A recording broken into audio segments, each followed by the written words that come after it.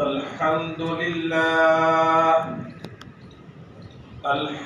لله نحمده ونستعينه ونستغفره ونؤمن به ونتوكل عليه ونعوذ بالله من شرور أنفسنا ومن سيئات أعمالنا من يهده الله فلا مضل له ومن يضلل فلا هادي له ونشهد أن لا إله إلا الله وحده لا شريك له ونشهد أن سيدنا ومولانا محمدا عبده ورسوله صلى الله تعالى على خير خلقه محمد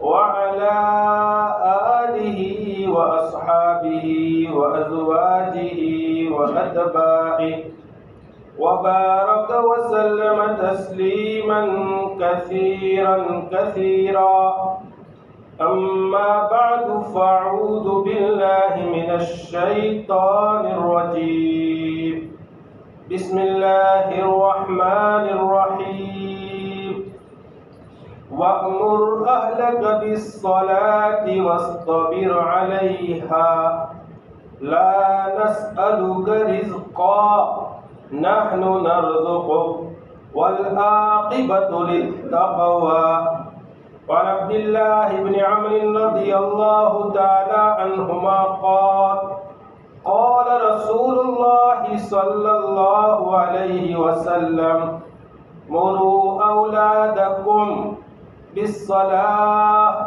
وهم أبناء 7 سنين واضربوهم عليها وهم أبناء 10 وفرقوا بينهم في المضاجع أو كما قال رسول الله صلى الله عليه وسلم صدق الله مولانا العلي العظيم وصدق رسوله النبي الكريم ونحن على ذلك لمن الشاهدين والشاكرين والحمد لله رب العالمين يا رب صل وسلم دائما أبدا على حبيبك خير الخلق كلهم يا رب صل وسلم دائما أبدا على حبيبك خير الخلق كلهم يا رب صل وسلم دائما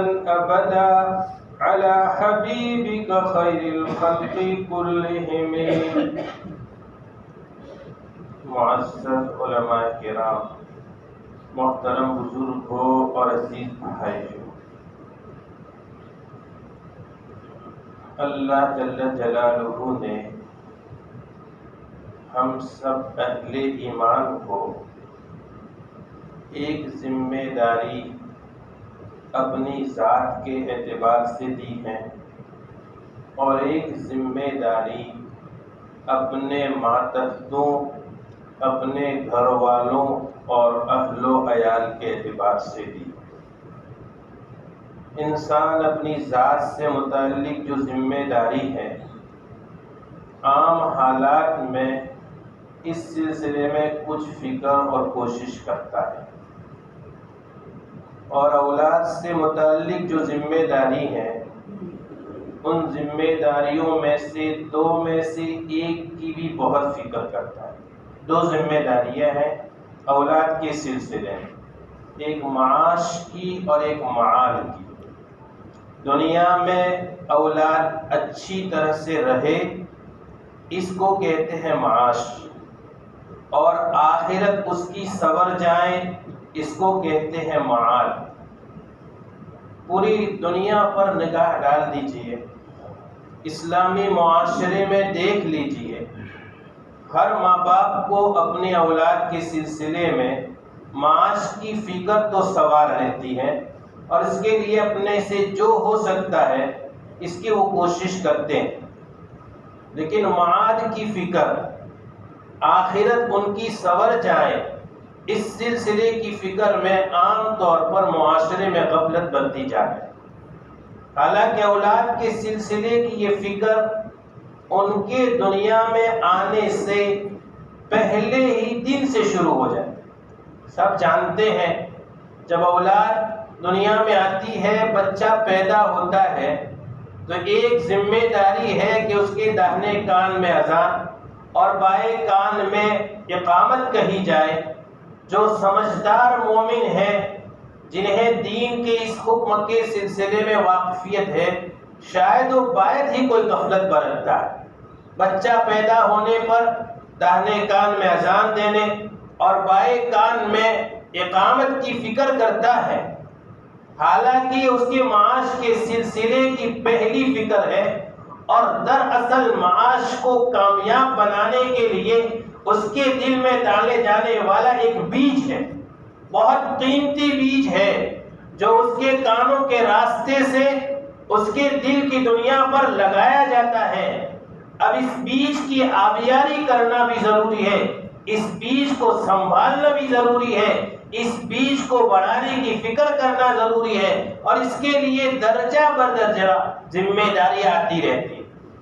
ہم ایک طریقہ اسلامی یہ بھی جانتے ہیں کہ پھر بچہ پیدا ہونے کے بعد کوشش کرے کہ تحنیک کروائی جائے، اور تحنیک کا اسلامی طریقہ یہ ہے کہ کسی نیک دیندار آدمی سے عام طور پر کھجور چبوائی جاتی ہے، یا اس کے علاوہ کوئی اور چیز چبوائی جائے، اور پھر اس کے لعاب کے ساتھ ملی ہوئی یہ جو چبوائی ہوئی جو چیز ہے وہ بچے کے تالو میں اوپر لگا دی جائے، اور یہ بھی اس کی ماں کے دودھ کے حاصل کرنے سے پہلے کیا جائے، تاکہ اس کے تالو پر یہ برکت لگ جائے اور پھر اس کا اثر اس کے بدن میں سما جائے، پیوستہ ہو جائے۔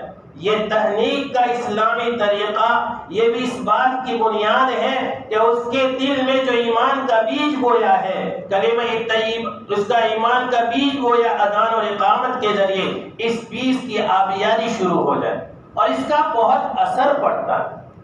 اسی لیے ماں کے لیے اللہ رب العزت کی طرف سے یہ نظام کہ اس کے ماں کے پیٹ میں جو دودھ آتا ہے، یہ دودھ ہر طرح کی ماں کی پستان میں جو دودھ آتا ہے ہر طرح کی غلاظتوں سے صاف ستھرا ہوتا ہے۔ یہاں پر بھی شریعت نے ہمیں چیلنج کیا ہے، ہمارے دماغ کو دستک دی ہے کہ معاش کی فکر پہلے مرحلے میں تمہیں کرنے کی ضرورت نہیں ہے، معاش کی فکر تو اللہ نے پہلے دن کر رکھی۔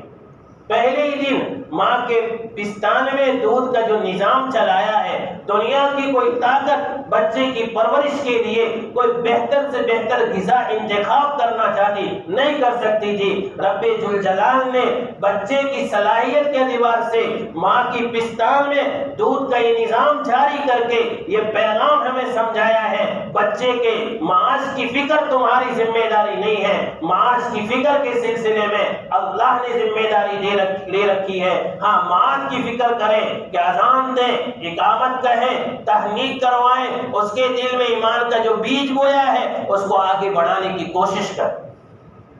تو یہ اللہ کی طرف سے نظام ہمیں اس بات کی طرف توجہ دلاتا ہے ہم اپنے اولاد کی سلسلے میں فکر کریں، اولاد کی تربیت کے لیے کوئی شریعت میں بتایا ہوا جو طریقہ ہے اس کو عمل میں لائیں۔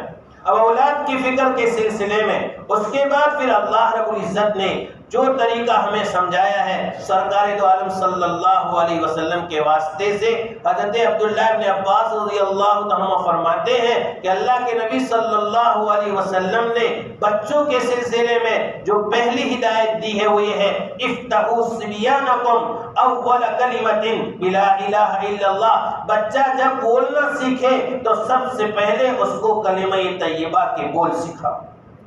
کلمہ طیبہ کی یہ بول سکھانا یہ بھی اس بات کی طرف توجہ دلاتا ہے کہ بچے کے زبان میں پہلا کلمہ جو آئے وہ بھی اللہ کی شناخت کا ہے۔ ماں بلوانا، باپ بلوانا، ابو اور امی بلوانا یہ ذمہ داری نہیں ہے، وہ خدا کا نظام ہے۔ ہماری ذمہ داری ہے کہ بچہ بولنے سیکھے تو پہلی ذمہ داری یہ ہے اسے کلمہ طیبہ یہ سکھاؤ، اس کی زبان میں یہ کلمہ آنا چاہیے۔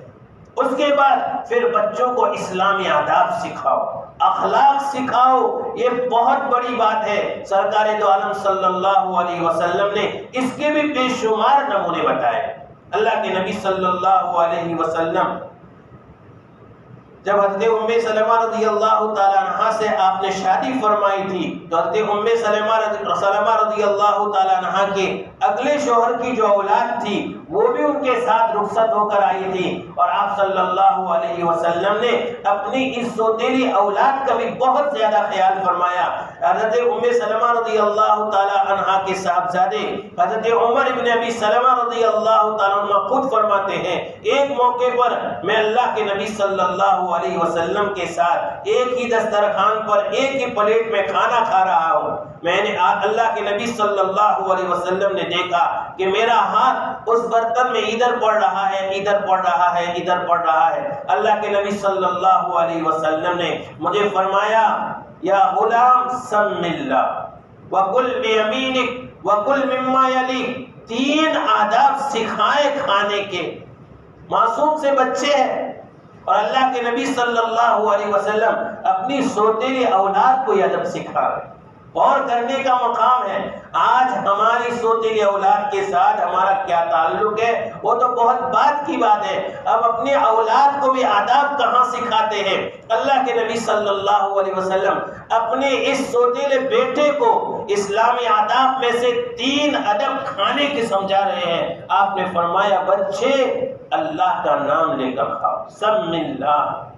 دوسرا ادب سکھایا، وَكُلْ بِيَمِينِكَ، داہنے ہاتھ سے کھاؤ، اور فرمایا وَكُلْ مِمَّا يَلِيكَ، اور اپنی طرف سے کھانا کھاؤ۔ یہ کھانے کے آداب ہیں۔ اللہ کے نبی صلی اللہ علیہ وسلم اپنی سوتیلے اولاد کو سکھا رہے ہیں، اور پھر اس ادب کا اثر کیا پڑا؟ ہم اور آپ یہ سمجھتے ہیں کہ بچپنے میں ابھی معصوم سے بچے ہیں، انہیں کیا ان جھنجھٹوں میں پڑا جائے اور انہیں ڈالا جائے اور انہیں ابھی کیا ادب سکھائے، بڑے ہو کر سیکھ جائیں گے۔ نہیں، یہ ربڑ کا اور موم کا ایک کھلونا ہوتا ہے بچہ۔ آپ موم سے جو سائز، جو شکل، جو نمونہ، جو صورت بنانا چاہے بنا سکتے ہیں، پھر وہ جب مضبوط ہو جائے پھر آپ اس کو اگر کسی سانچے میں ڈالنا چاہیے نہیں ڈال سکتے۔ ان بچوں کی تربیت کے لیے یہی موقع ہے۔ چنانچہ حضرت عمر ابن ابی سلمہ رضی اللہ تعالیٰ عنہ فرماتے ہیں، فما زالت تلک طعمتی بعد، میرے آقا صلی اللہ علیہ وسلم نے بچپن میں مجھے یہ ادب سکھایا تھا، اس کے بعد سے میرا ہمیشہ کا کھانا اسی انداز پر ہوتا تھا۔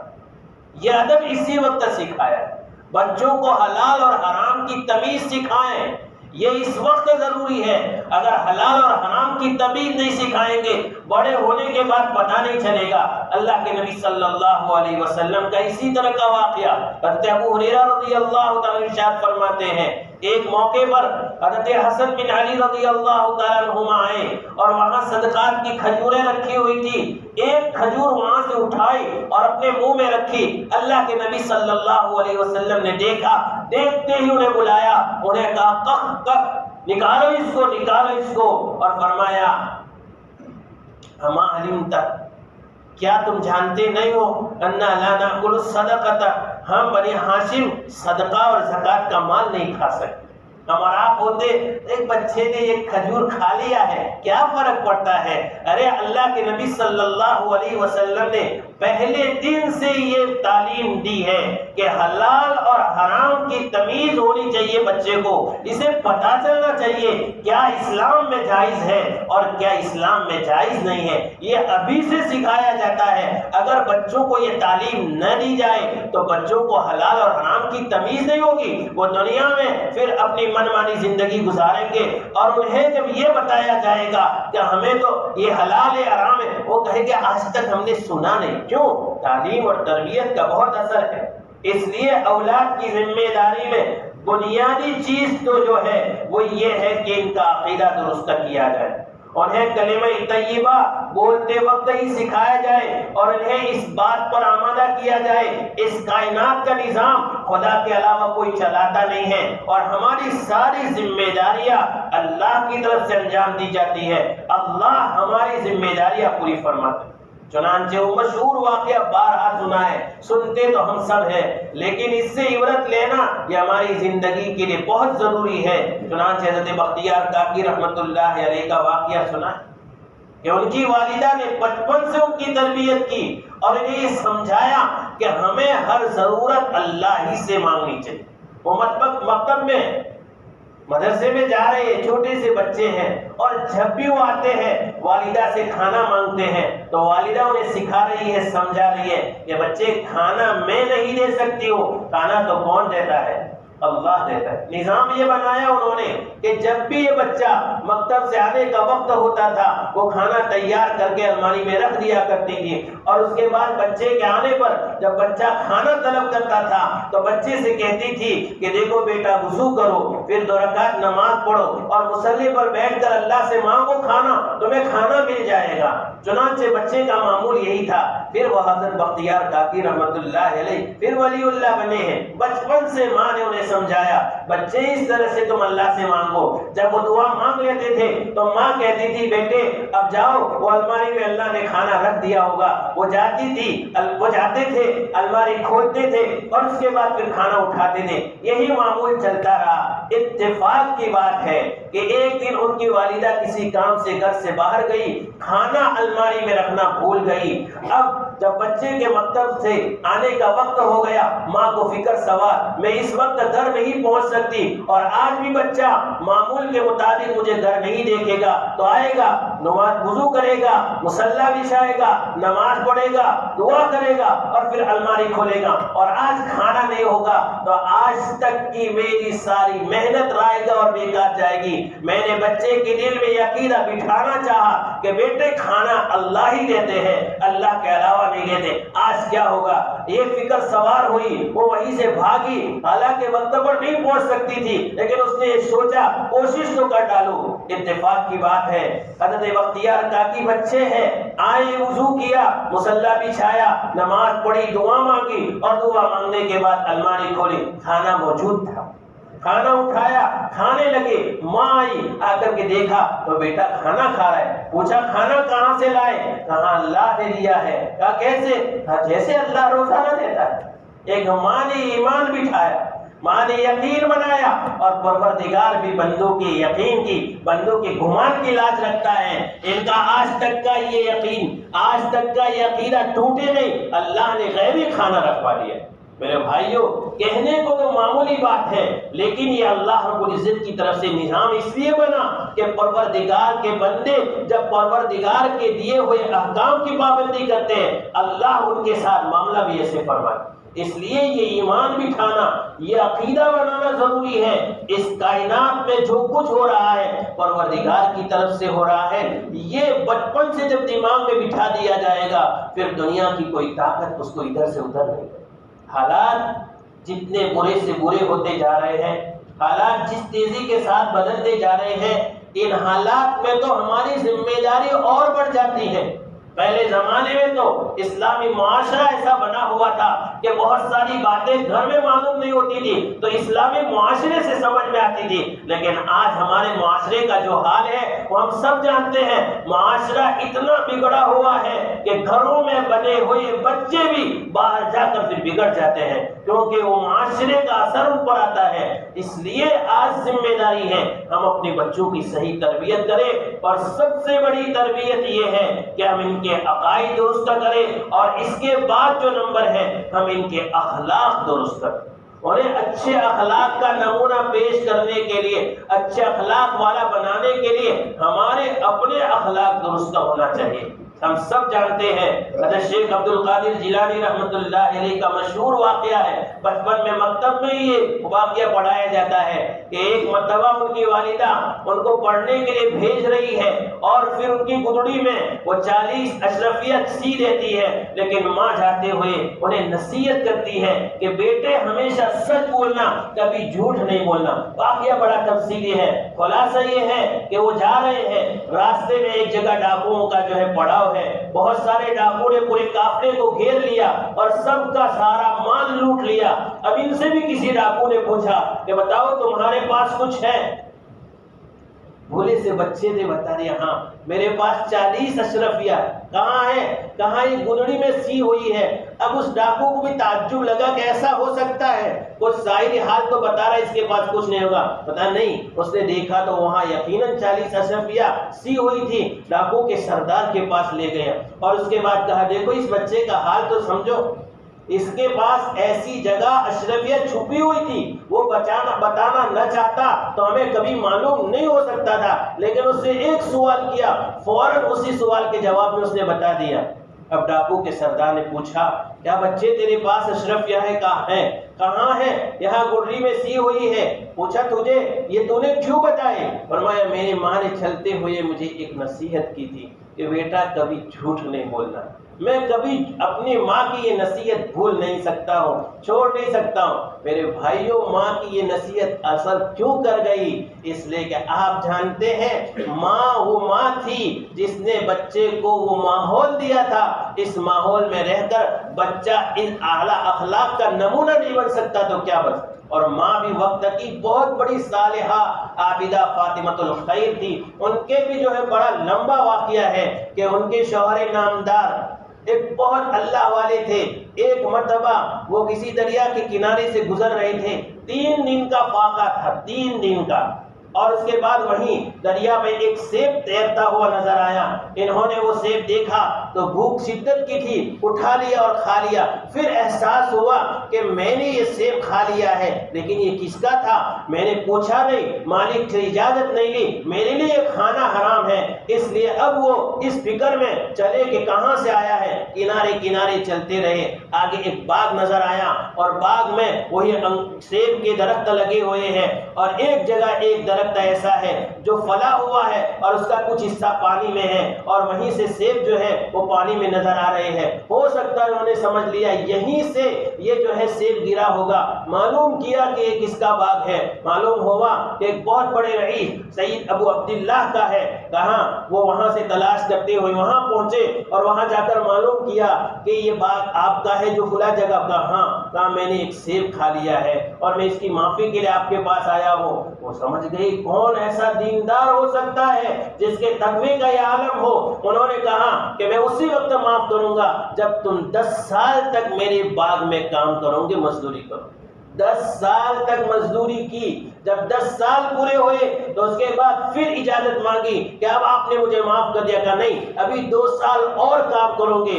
2 سال اور کام کیا، 12 سال ایک سیب کے لیے جو 12 سال تک جو ہے کسی باغ میں مزدوری کر سکتا ہے، اس کے تقوی کا کیا عالم ہوگا؟ آج تو یہ واقعہ ہم سنتے ہیں، ہمیں یقین بھی نہیں آتا کہ ایسا واقعہ بھی ہو سکتا ہے۔ کیا دنیا میں ایسا بھی ہو سکتا ہے؟ کوئی ایسے اللہ والے بھی ہو سکتے ہیں؟ چنانچہ جب دوبارہ جب ان سے کہا کہ 2 سال اور پورے ہو گئے ہیں، آپ مجھے معاف کر دیں گے؟ کہا نہیں، ایک شرط پر معاف کروں گا۔ کہا کون سی شرط ہے آپ بتا دیجئے؟ کہا میری ایک بچی ہے جو آنکھوں سے جو ہے نابینا ہے، ہاتھ سے لنجی ہے، کان سے بہری ہے، پاؤں سے جو ہے لولی ہے، آپ جو ہے اس سے اگر نکاح کرنے کے لیے تیار ہو جائے تو اس صورت میں تمہیں معاف کر دوں گا۔ ان کو خدا کا خوف ایسا غالب تھا، کہا میں اس کے لیے بھی تیار، اس کے لیے بھی تیار ہوں، آپ بتا دیجئے۔ چنانچہ انہوں نے کہا کہ ٹھیک ہے، نکاح ہو گیا۔ رات میں جب گھر میں گئے تو دیکھا وہاں تو مصلی پر ایک خوبصورت عورت بیٹھی ہوئی، سجی سوری ہوئی ہے۔ وہ انا للہ انا للہ پڑھتے رہے۔ کہاں یہ تو خوبصورت عورت ہے جس کے آنکھیں صحیح سالم ہیں، جس کے کان صحیح سالم ہیں، جس کے ہاتھ اور پاؤں صحیح سالم ہیں۔ کہاں وہ واپس جانے لگے۔ انہوں نے کہا کہاں جا رہے ہیں؟ کہا میں بھول سے دوسری جگہ آ گیا۔ کہا نہیں، یہی جگہ ہے۔ کہا تم کون ہو؟ کہا وہی جن سے تمہارا نکاح ہوا ہے۔ کہا تمہارے بارے میں تو تمہارے والد نے جو بتایا تھا وہ یہ تھا کہ وہ آنکھوں سے جو ہے نابینا ہے، کان سے بہری ہے، ہاتھ سے لنجی ہے، پاؤں سے لولی ہے، تم تو صحیح سالم۔ کہا ہاں یہی بات ہے، میں وہی ہوں، کوئی اور نہیں، لیکن میرے باپ نے جو کہا وہ اس لیے کہ میں نے کبھی اپنے آنکھ سے غلط کسی نامحرم کو میں نے نہیں دیکھا، میں نے اپنے کان سے کوئی ناجائز بات نہیں سنی، میں نے اپنے ہاتھ سے کوئی ناجائز کام نہیں کیا، میں نے اپنے پاؤں سے کوئی ناجائز جگہ پر میں نہیں گئی، اس لیے میرے والد نے کہا تھا یہ فاطمۃ الخیر، یہی حضرت شیخ عبد القادر جیلانی کی والدہ ہے۔ باپ کتنا متقی، ماں کتنی متقیہ، اور پھر اس سے پیدا ہونے والے بچے کو اللہ نے کیا چمکایا، وہ پیران پیر سید عبد القادر جیلانی بن گئی رحمت اللہ علیہ۔ آج نام لیتے ہیں تو ہمارا سر فخر سے اونچا ہوتا ہے، ہم یہ سمجھتے ہیں یہ ہمارے سلسلے کے اتنے بڑے ہیں، لیکن میرے بھائیوں یہ نسبتیں اس وقت کام آتی ہے جب ہم بھی ان جیسے جو ہے تقوی والے بنے، ہماری اولادوں کو صحیح راہ پر لگانے کے لیے ہم کچھ کریں، اور اس کے لیے یہ پہلی بنیاد ہے ہم ان کے اخلاق کو سنواریں۔ اور اخلاق سنوارنے کے لیے کہاں بھیجے؟ گھر کا ماحول بہت اچھا ہے تو ایسی صورت میں گھروں میں بھی اخلاق سنور سکتے ہیں، لیکن اگر یہ نہیں ہے تو آج اخلاق سنوارنے کے لیے یہی چیزیں رہ گئی ہیں، مدارس ہیں، مساجد ہیں اور خانقاہیں ہیں، دینی تنظیمیں ہیں۔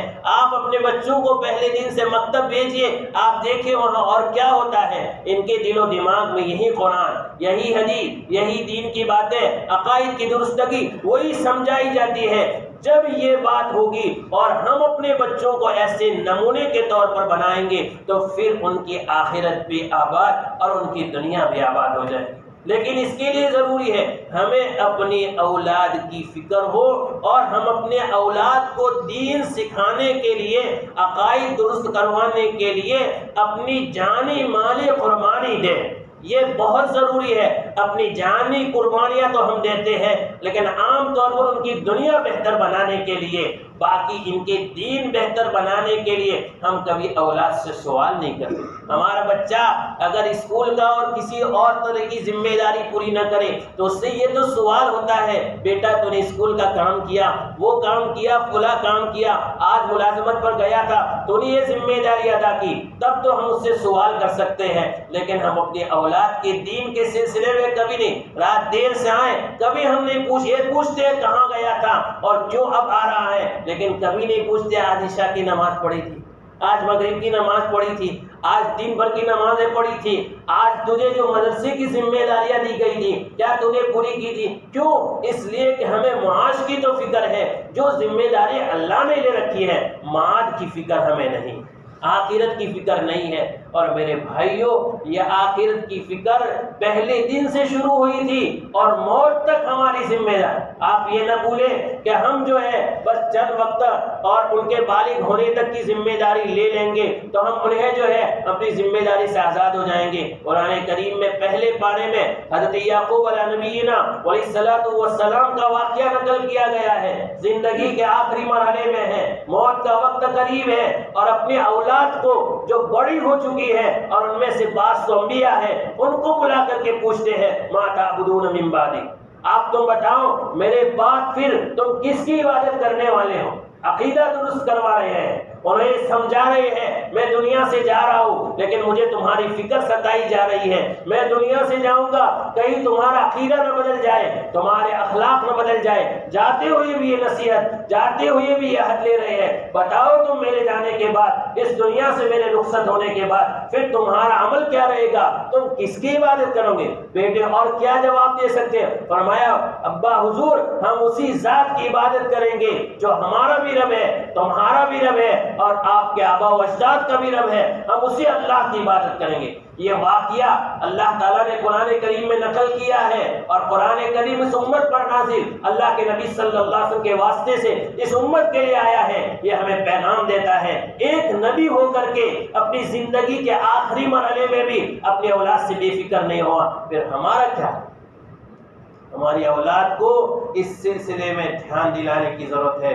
اور پھر اخلاق کے ساتھ ساتھ پھر اللہ تعالیٰ نے ہمیں ذمہ داری دی ہے ہم اپنی اولاد کی نمازوں کی عبادات کی فکر کریں۔ عبادت میں نے قرآن کریم کی جو آیت پیش کی وہ یہ ہے وَأْمُرْ أَهْلَكَ بِالصَّلَاةِ وَاصْطَبِرْ عَلَيْهَا، اپنے گھر والوں کو نماز کا تاکیدی حکم کرو اور تم بھی اس پر جمے رہو۔ بتائیے اپنی اولاد کو نماز کا تاکیدی حکم کرنے کے بعد قرآن کریم آگے کیا کہہ رہا ہے؟ لا نسألک رزقا، رزق کی فکر سب کرتے ہیں لیکن تم سے رزق کے بارے میں کوئی سوال نہیں ہے، ہم تجھ سے روزی کمانا نہیں چاہتے۔ لا نسألک رزقا نحن نرزقک، روزی کی ذمہ داری ہم نے رکھی ہے، والعاقبۃ للتقویٰ، آخرت میں تو تقویٰ ہی کے بعد نتیجے میں اچھا انجام ہو۔ قرآن کریم کی آیت چیلنج کر رہی ہے کہ اپنی اولاد کی معاش کی فکر بعد میں کرو، اپنی اولاد کی معاش کی فکر، آخرت کی فکر پہلے کرو۔ دنیا میں اگر تم نے معاش کی فکر نہیں کی ہے تو ایسی صورت میں تم سے مواخذہ نہیں ہوگا، ان کے لیے بزنس نہیں چھوڑا، ان کے لیے کوئی اور کاروبار نہیں چھوڑا، ان کے لیے کارخانے نہیں چھوڑے، ان کے لیے عمدہ مکانات نہیں چھوڑے، تم سے کوئی سوال نہیں ہوگا۔ بالغ ہونے کے بعد ان کی کھانے پینے کی ذمہ داری ان کے سر پر ہے، اور پروردگار نے ہر جاندار کے لیے ذمہ داری لے رکھی ہے، باقی تم سے پوچھا جائے گا آخرت کے بعد۔ اور حدیث پاک جو میں نے آپ کے سامنے پیش کی، اس میں بھی اللہ کے نبی صلی اللہ علیہ وسلم ارشاد فرماتے ہیں اولاد کی عمر 7 سال کی ہو جائے اسی وقت سے انہیں نماز کا تاکیدی حکم کرو، اور 7 سال کے بعد 3 سال تک موقع دیا کہ کبھی پڑھی نہیں پڑھی ہے تو چشم پوشی کر لو، لیکن 10 سال کی عمر ہو جائے تو اولاد اگر نماز چھوڑتی ہے تو انہیں اس پر تنبیہ کرو، انہیں مارو۔ آپ بتائیے، ابھی اولاد پر نماز فرض نہیں ہوئی ہے، لیکن پھر بھی 10 سال کی عمر پر اگر اولاد نماز چھوڑتی ہے تو انہیں نماز چھوڑنے پر مارنے کا حکم دیا گیا ہے۔ حالانکہ یہ تو نابالغ ہے، یہ مکلف نہیں ہے، لیکن والدین کو ذمہ داری دی ہے اس وجہ سے کہ اگر وہ 10 سال پر بھی نماز نہیں پڑھیں گے پھر بالغ ہونے کے بعد ان کی نماز کی عادت نہیں بنے۔ آج ہمیں شکوہ ہے، ہمیں شکایت ہے، اپنے اولاد کے سلسلے میں ہم روتے ہیں کہ بچے نماز نہیں پڑھتے ہیں، ہم کتنا کہتے ہیں لیکن نماز نہیں پڑھتے ہیں۔ میرے بھائیوں، یہ غلطی ہم نے پہلے کی ہے۔ 10 سال کی عمر پر اگر ہم نے ان کو نمازی بنایا ہوتا تو انشاءاللہ ان کی حالت یہ ہوتی کہ اگر ہم سے غفلت ہو جاتی تو وہ ہم کو ٹوکتے، ابا حضور آپ نماز کیوں نہیں پڑھتے ہیں؟ اس کے بجائے آج بہت سے گھروں میں یہ شکوہ اور شکایت ہے، اور سے ہمارے بھائی پابند بھی ہے لیکن اولاد اس سلسلے میں غفلت برت رہی ہے۔ نتیجہ یہ ہے کہ ہمارے کہنے کے باوجود، سمجھانے کے باوجود، فورس کرنے کے باوجود وہ نمازیں نہیں پڑھتی۔ کیوں؟ اس لیے کہ اللہ کے نبی صلی اللہ علیہ وسلم کے اس ارشاد کی طرف ہم نے دھیان نہیں دیا ہے۔ آپ فرما رہے ہیں 7 سال کی عمر سے بچوں کو نماز کی تعلیم دو، نماز کی ترغیب دو، ان کو نماز کی طرف توجہ دلاؤ، اور 10 سال پر نماز چھوڑے تو انہیں تنبیہ کرو۔ کیوں؟